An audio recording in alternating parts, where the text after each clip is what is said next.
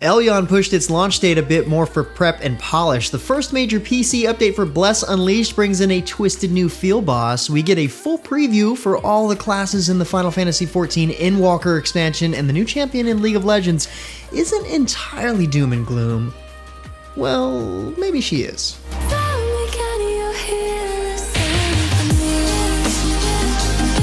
What's good, everyone? James Blonde here with your weekly recap for gaming news and announcements of the week of September 24th, 2021. And starting out the news this week, I'm back now as dad. Round 2 started for me just a few days ago, and thankfully this go around, both mom and baby are super healthy. So thank you all for all the healthy wishes. Definitely seem to have worked. But moving on to the gaming news, there's a new MMO on the horizon, and its name is BitCraft. Created by Clockwork Labs, BitCraft aims to be a community sandbox MMO with a single shared world. The game will include building, hunting, crafting, farming, trading, and exploring, and is set to encourage long-term progression and community-based development instead of a competitive PvP atmosphere.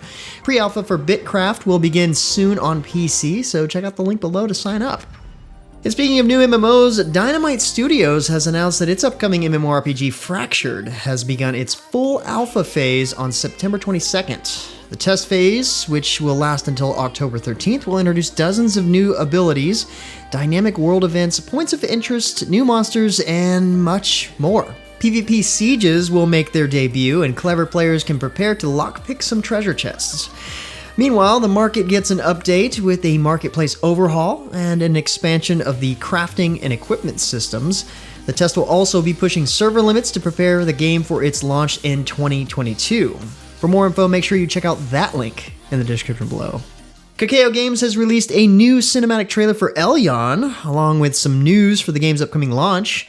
After some testing, Elyon has pushed back the launch date to October 20th, giving the team more time to polish the game for its debut.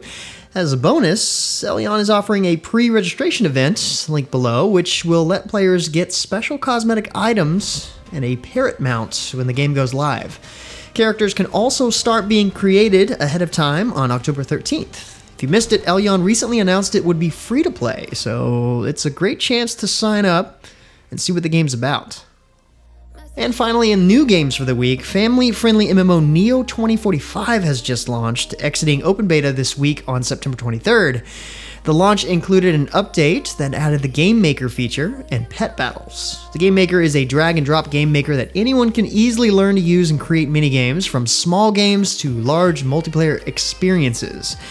Meanwhile, pet battles are just as you'd expect, letting players enter a card game-style battle with their pets.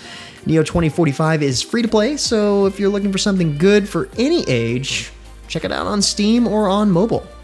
Moving on to updates and expansion, Final Fantasy XIV's next expansion, Endwalker, is approaching its November 23rd release pretty quickly. And during the recent live stream, more information about the expansion was revealed, including a full preview of job actions for all the classes in Endwalker, including the new Sage and Reaper jobs.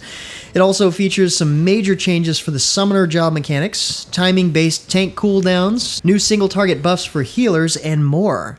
The full letter from the producer includes more details on duty reward adjustments, quality of life changes, and more, along with the postponement of the data center travel system until the expansion goes live. Final Fantasy XIV has been seeing a huge burst in popularity, and the game has made its base and its first expansion free to play, so it's really worth checking out if you haven't already.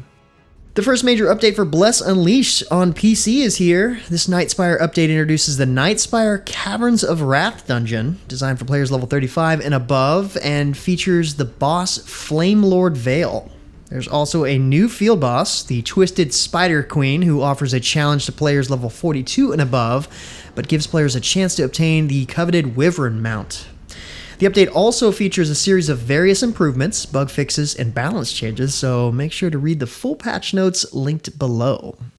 Meanwhile, Swords of Legends Online is celebrating autumn with its first fall event, the Moon Festival. This special seasonal event lets players earn new avatars, emojis, and photo filters.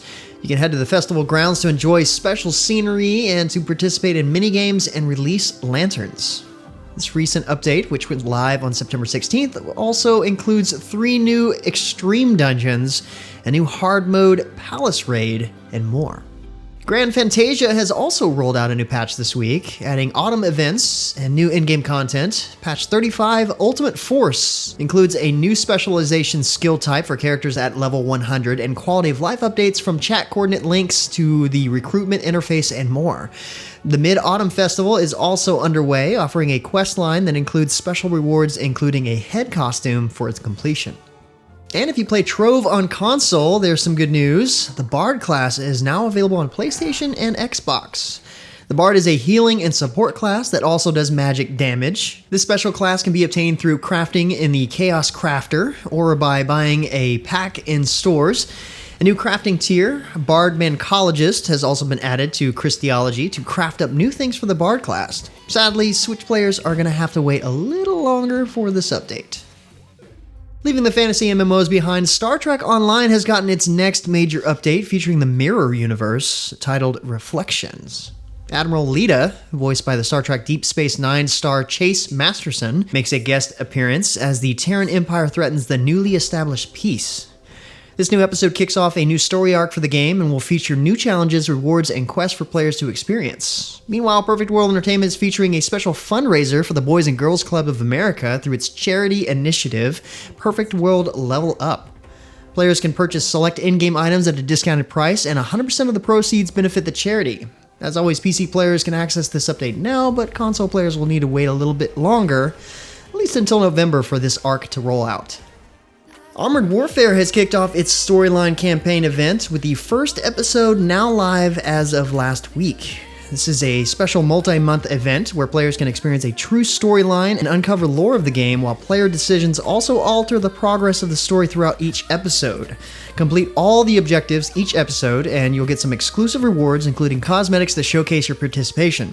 This is a pretty complex event, so make sure you check out the link below if you're interested in getting the full details.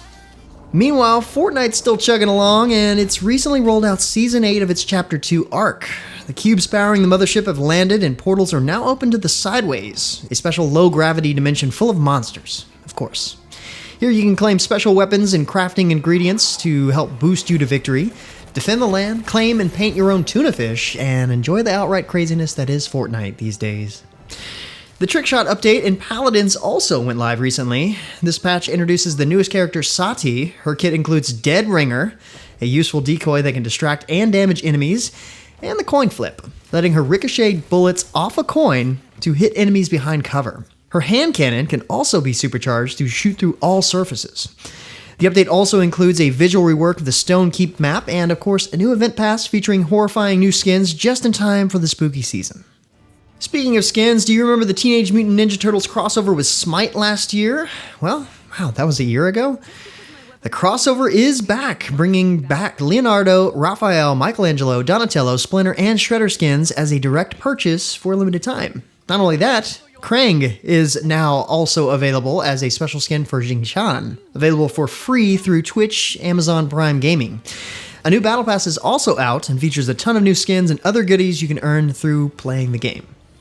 Well, it's almost that time of year again. League of Legends' famous esports tournament, Worlds 2021, is just a couple of weeks away.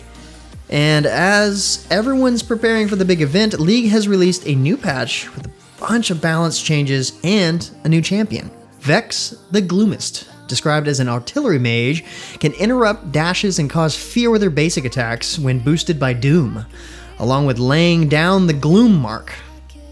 Her further attacks can detonate this gloom, causing additional damage and reducing the cooldown on Doom. She can also slow enemies and, with her ultimate, pull herself to them to deal additional damage. Really neat.